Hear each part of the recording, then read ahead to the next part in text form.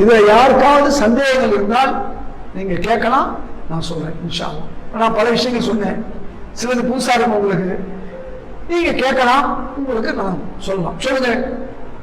மணி இப்ப 8:20, 8:45 முடிச்சுக்கலாம். சந்தேகங்கள் இருக்கா?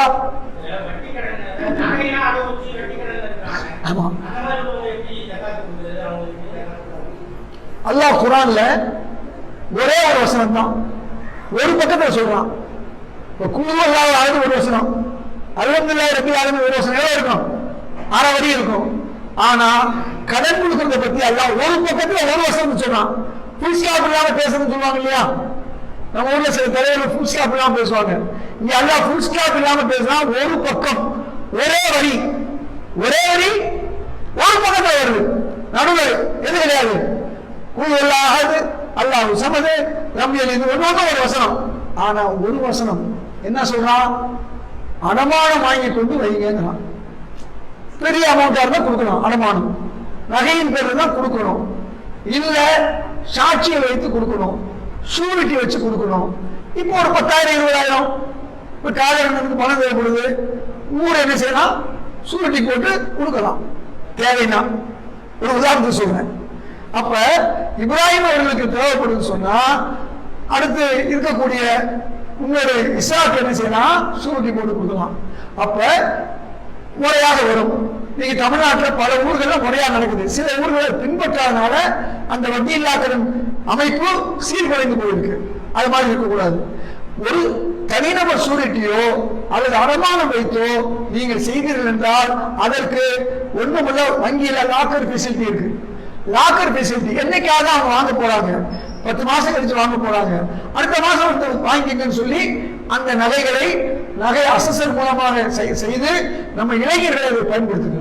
இந்த வட்டியில்லா கடன் போன்றவர்களுக்கு ஒரு எப்படி பைத்துல் மால் கமிட்டி தனியாக நீங்க தலைவருக்கு கீழே ஒரு கமிட்டி போடலாம், அதே மாதிரி வட்டியில்லா கடன் ஒரு தனி கமிட்டி போடலாம்.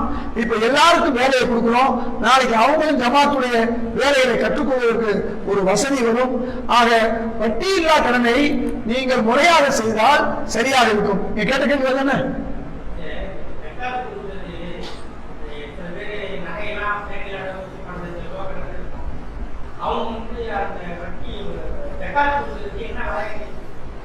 இல்ல, ஜக்காத்து பணம் நிறைய வந்துருச்சு நம்ம ஊர்ல.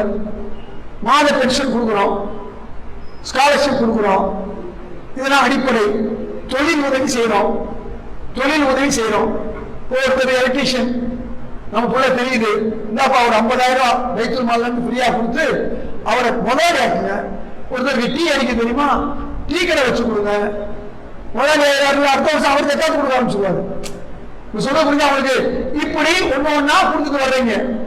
இப்படி வரும்பொழுது பணம் நிறைய இருக்கு. அப்ப நீங்க என்ன செய்யலாம்? கடனாளிகளுக்கு உதவலாம். ஒருத்தர் கடன் பட்டிருக்காரு, அதெல்லாம் எப்ப நடந்தா இப்ப நடக்காது, கொஞ்ச நாள் ஆகும். லட்சக்கணக்கில் உண்மையா எல்லா ஜக்காத்து பணமும் உங்ககிட்ட வந்துட்டா வருஷத்துக்கு 50 லட்சம் ரூபாய் நீங்க பட்ஜெட் போட வேண்டியிருக்கும். உலகத்திலே முத பட்ஜெட் போடுறது ரசூலுல்லாஹ். உலகத்திலே முத ஈவினிங் காலேஜ் நடத்துறது ரசூலுல்லாஹ். உலகத்திலே கான்வென்ட் நடத்துறது ரசூலுல்லாஹ். முதல்ல நடத்துறது நான் சொல்லல, சகோதரர் பீட்டர் போன் சொன்னாரு. உங்க ரசூலுல்லாஹ் வந்த பின்னால்தான் பள்ளிவாசல்ல ஸ்கூல் நடத்தினாரு, அதை பார்த்து தான் கான்வென்ட் ஆரம்பிச்சோம்னாங்க. அதே மாதிரி மார்னிங் ஈவினிங் காலேஜ், காலையில ஒரு சஹாபி வேலைக்கு போவாரு, அவருடைய நண்பர் என்ன செய்வார், படிப்பாரு, மாலையில இவருக்கு பகல் முழுக்க நடந்து சொல்லிக் கொடுப்பாரு. இதுதான் ஈவினிங் காலேஜ். ஆக அதை நீங்க கடன்பட்டவர்களுக்கு கொஞ்சம் காலம் கழிச்சு செய்யலாம். தற்சமயம் அடிப்படை முதியவர்களுக்கு பென்ஷன், ஸ்காலர்ஷிப், தொழில் உதவி, அதே மாதிரி மருத்துவ உதவி. வாரத்துக்கு ஒரு நாள் ஒரு டாக்டரை கூப்பிட்டு கிளினிக் வைங்க, ஏழைகளுக்கு மருந்து வாங்கி கொடுங்க, வைட்டமின் மருந்து வாங்கி கொடுங்க. வாரம் ஒரு நாள் 2 நாள் பைத்துல் மால் காசு இருக்கா, மிஞ்சி போனா மாசத்துக்கு 4,000 5,000 செலவாகாது. அப்ப புதூர்ல ஒரு கிளினிக்கும் ஆரம்பிக்கலாம். வாரத்துக்கு ஒரு நாள் ஏழைகள் பார்த்துட்டு போங்க. சுல்லா செஞ்சே நம்ம செய்ய போறோம். இப்ப நான் சமீபத்தில் சிலைக்கு போனேன், நூலகம் திறந்து வச்சேன் பள்ளிவாசலுக்குள்ள. அந்த வெளி வேண்டாவில் உள்பள்ளி வெளிப்பள்ளி நான் முஸ்லீமும் வர்றாங்க, வந்து படிக்கிறாங்க, தொழுகையை பார்க்கறாங்க. இவ்வளவு எளிமையான தொழுகையா, கைகால் கழுவுறாங்க, அவங்க பாட்டுக்கு ஒரு எக்ஸசைஸ் மாதிரி பண்றாங்க, போயிடுறாங்க. இப்படித்தான் முஸ்லீம் அல்லாத சகோதரர்கள் மஸ்ஜிதுக்கு வர்றவர்களை நாம ஓதி பார்க்க வர்றாங்க. அவங்களுக்கு ஒரு சேர் போட்டு உட்கார வைக்கிறது கூட நம்ம பண்றது இல்லை. நம்ம எப்படி நினைக்கிறோம், முஸ்லீம் அல்லாதவர்கள் வரணும்னு ரசூலுல்லாஹ் நினைச்சாரு, நாம வரக்கூடாதுன்னு நினைக்கிறோம். அவங்க வரும்போது அதையும் தாண்டி ஓதி பார்க்கறதுக்குன்னு வருவாங்க கூட ஒரு 10 சேரை போட்டு அவங்க உட்கார வச்சிடலாம். குழந்தைகளோட வர்றாங்க, செய்ய. இன்னைக்கு பல ஊர்கள் நடந்துட்டு இருக்கு. பல நல்ல காரியங்களை என்னென்ன காரியம் தேவையோ அவ்வளவு செய்யலாம். வேற என்ன சந்தேகங்கள்?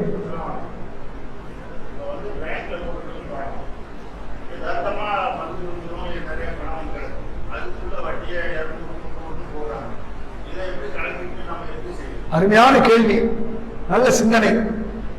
இன்னைக்கு இந்த மாதிரி முஸ்லீம்களுடைய வட்டி பணம் பேங்க்ல வேணாம்னு சொன்னதுனால பல லட்சம் கோடி இருக்கிறதுனால கொஞ்சம் நஞ்சம் இல்லை. ஆனால் தப்பு. என்ன செய்யலாம்? வட்டி பணம் நமக்கு வருது, நம்ம 10 லட்சம் ரூபாய் போட்டிருக்கோம். இந்த வருஷம் ஒரு 10,000 ரூபாய் வட்டி காசு இருக்கு. நாம வேணாம்னு எழுதி கொடுத்தா அது யாருக்கு போகும்? யாருக்கு போகும்? அதை நீங்க என்ன செய்யலாம்? நீங்க அந்த பணத்தை எடுத்து நன்மை நாட வேண்டியதில்லை. நன்மை கிடைக்காது, அது அல்லா நாடா கொடுப்பாங்க விஷயம். நன்மை நாடாமல் உங்க பகுதியில் இருக்கக்கூடிய கூரை வீடுகளை கட்டி கொடுங்க, ஏழைகளுக்கு கொடுங்க. நன்மை தேவையில்லை. வட்டி போனோம், நம்ம பிள்ளைகளுக்கு போடணும். சகோதர சமுதாயத்தை சார்ந்த முஸ்லீம் அல்லாதவருக்கு உங்க கையால கொடுங்க. அந்த பணம் இன்னைக்கு சேர்ந்து சேர்ந்து 10,000 கோடி இன்னைக்கு வங்கிகள் இருக்கு. முஸ்லீம்களுடைய வட்டி பணம் யாருக்கும் பயன் இல்லை. அப்ப அந்த பணத்தை கொண்டு ஏழைகளுக்கு வறியவர்களுக்கு நீங்க கொடுக்கலாம். நன்மை இருக்கா என்று கேட்டால் நான் சொல்ல முடியாது. வட்டி பணம் எடுத்து தாராளமா நீங்க கொடுக்கலாம். அதை நீங்க அதை வங்கியில விட்டுறாதீங்க. இதுதான் நம்ம செய்ய வேண்டிய முறை. தாராளமா கொடுக்கலாம், மனிதர்கள் எல்லாருக்கும் கொடுக்கலாம். அதை நீங்க நம்ம கையாலே கொண்டு போய் கொடுக்கலாம் தாராளமா. இது நான் சொல்ல எல்லா இருக்கக்கூடிய பெரும் பெரும் அறிஞர்கள் ஏகாபித்த முடிவை தான் நான் சொல்றேன்.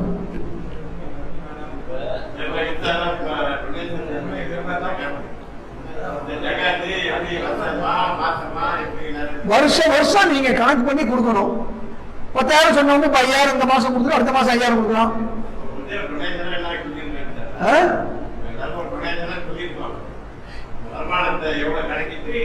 ஆமா, அப்ப 10,000 சொல்லியிருக்காரு. அவர் வருமான கணக்கு போறா 5,000 ஜக்காத் வருதுன்னா ஜக்காத்துல ஒரு 5,000 கொடுங்க, சதக்காவில் ஒரு 5,000 கொடுங்க. இது வட்டி இல்லா கணக்கு போகும். அது ஏழையுடைய உதவிக்கு போகும். நம்ம 2 வகையில கொடுக்கலாம். ஒண்ணு, கணக்கு நீங்க உலமாக்கள்கிட்ட கணக்கு போடலாம், நீங்களும் கணக்கு போடலாம். கணக்கு போட்டு நீங்க என்ன செய்யலாம் தெரியுமா? அதை 7,000 ஜக்காத்து கணக்கு வருது. இப்போ உதாரணமா 10 லட்சம் ரூபாய் வருஷ வருமானம், 5 லட்சம் ரூபாய் உங்க குடும்ப செலவு, மீதி 5 லட்சம் ரூபாய். 5 லட்சம் ரூபாய்க்கு 2% எவ்வளவு? 12,500 ரூபாய். இப்ப 20,000 சொன்னவரு 12,500 ஜக்காத் கணக்குல வச்சுக்கோங்க, மீதிய சதக்கா கணக்குல வச்சுக்கன்னு சொல்லலாம். புரியுதா உங்களுக்கு? அப்ப நீங்க கணக்கு போட்டு செல்ஃப் அசஸ்மெண்ட் போட்டு இதை செய்யலாம். வேற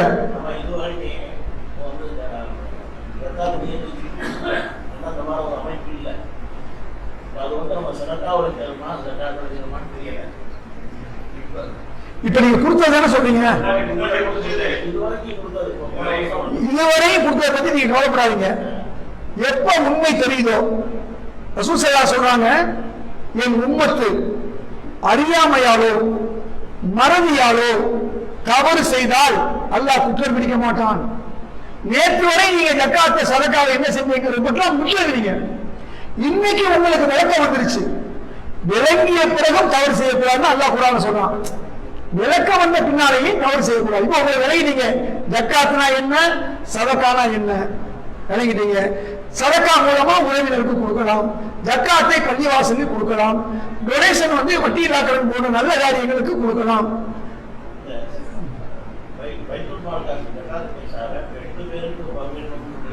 இல்ல, நீங்க 2 பேருக்கு பங்கு இல்லை, 2 அக்கௌண்ட்.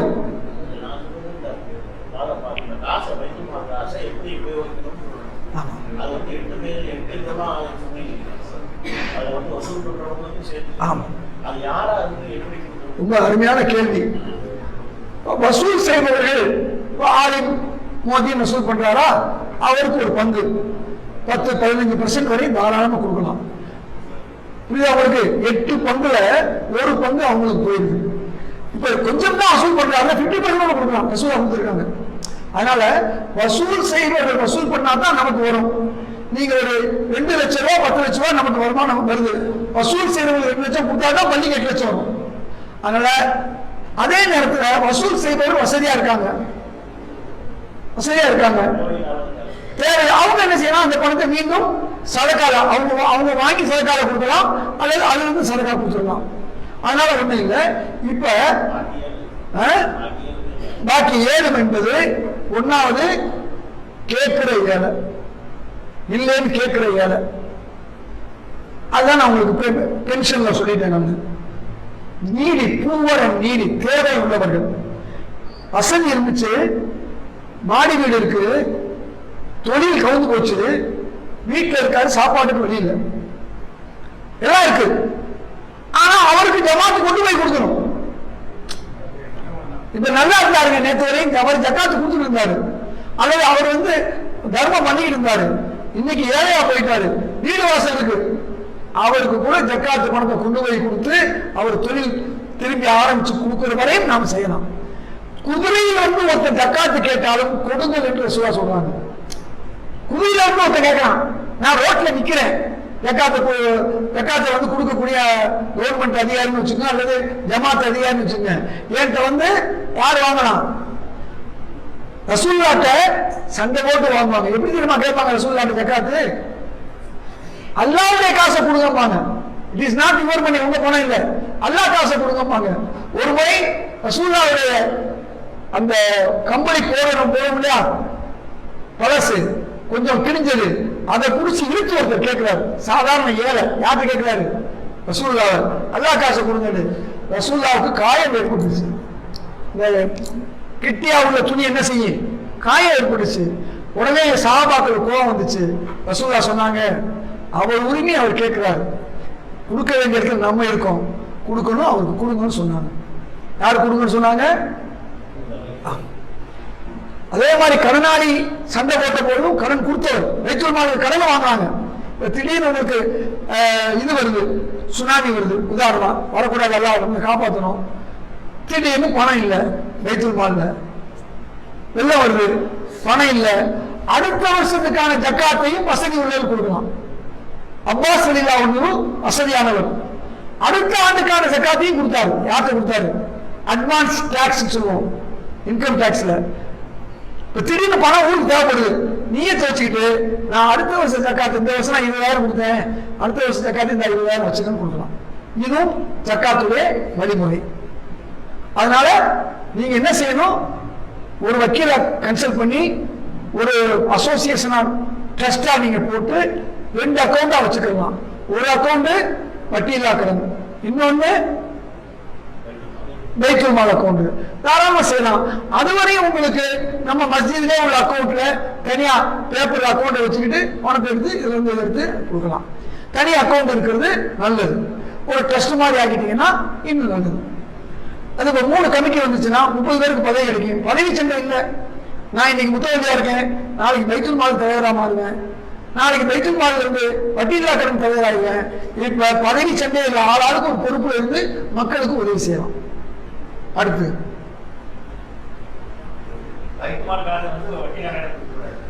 ஜக்காத்து காசை வட்டியில்லா கடன் கொடுக்கூடாது, ஆனா கடன் பட்டவர்களுக்கு கொடுக்கலாம்.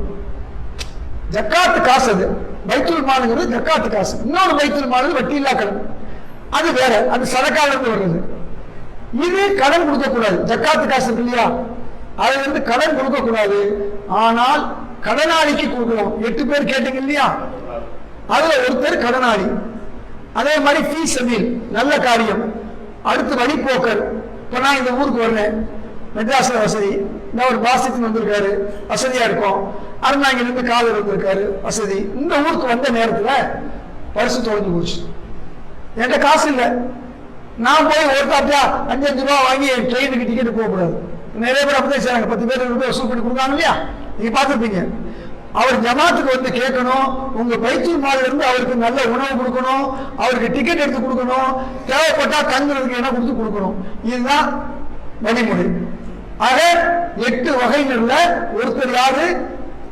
முசாஃபிர், வழிபோக்கர்.